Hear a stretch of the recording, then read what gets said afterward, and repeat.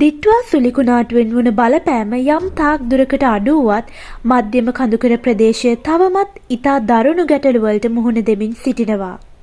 කොත්මලේ, රම්බොඩගම, තුඹල්ගමුව, පානගම්මන, කලපිටිය, විජයබාහු කන්ද, නියම්ගම්දොර, මල්හැව ඇතුළු එකිනෙකට යාවුණු ගම්මාන කිහිපයකම නිවාස විශාල සංඛ්‍යාවක් ඇතුළත් ප්‍රදේශ ගණනාවක් දැවැන්ත නායාමකට ගොදුරු වී තිබෙනවා.